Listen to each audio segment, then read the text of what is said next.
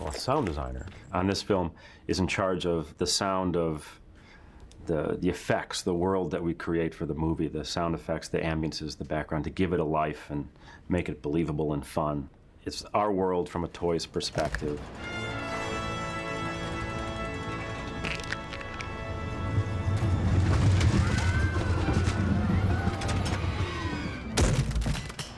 I think one of the most important steps that's, if anything, underrated in a movie like this is when the actors, when Tom Hanks and Tim Allen and John Ratzenberger and all those, Don Rickles, do their work.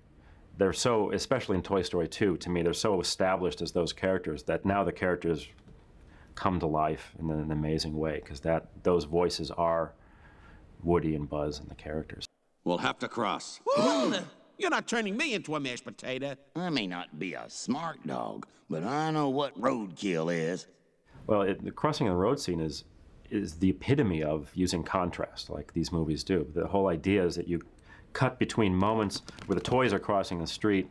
We go from the little toy world to the big world of the cars driving overhead and smashing into each other, and the big truck and the cylinder and all that stuff. So we're always switching gears real radically between the toys tick, tick, tick, tick, tick, tick, crossing the street and then this big car wreck. This is the sound effects track from the final mix, the real sound effects.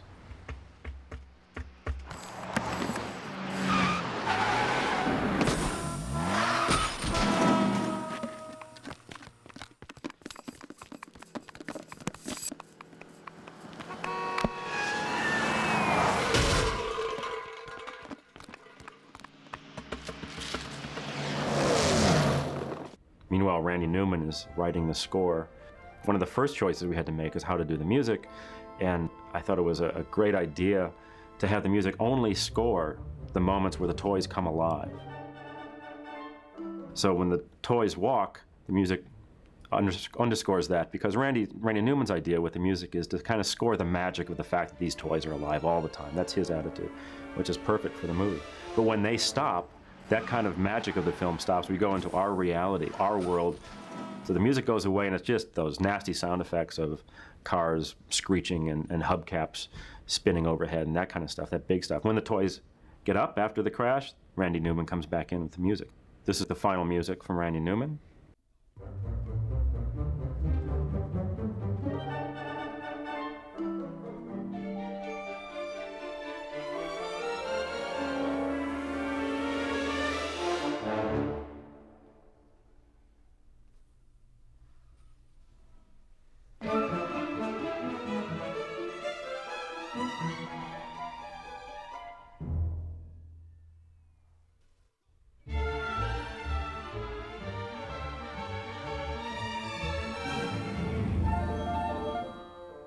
When it's time to final mix a movie, we have a lot of choices, and the choices really come down to where and how to play sound effects, how the dialogue, where the dialogue needs to be heard, how the dialogue is paced out and heard, where the music really needs to help drive the scene, or where the music can maybe come underneath and be subordinate for a while.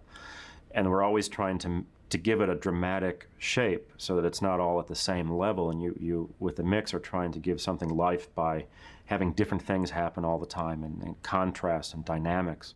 What's really fun about an animated film is that when it all works, it really comes to life in a way that live action films never really have that magical spring to life moment.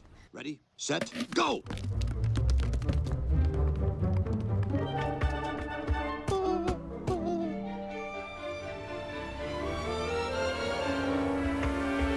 Drop!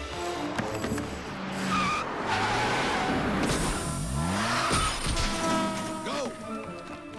So during these sections, before the traffic comes in, we actually hear little details like the slinky and the coins rattling in Ham. The hubcap coming from the rear of the theater was really set up to use the center rear surround so that the hubcap can come from directly behind the audience. Drop! There's been no music in this scene when the traffic is happening, except for now when the big climactic moment is happening with the cylinder that's threatening Mr. Potato Head. The music comes back in to play the drama, the scariness of the moment.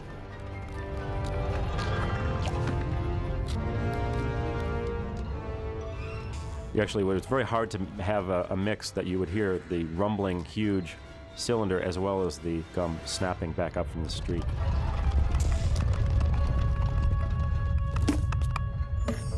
Ah, that went well.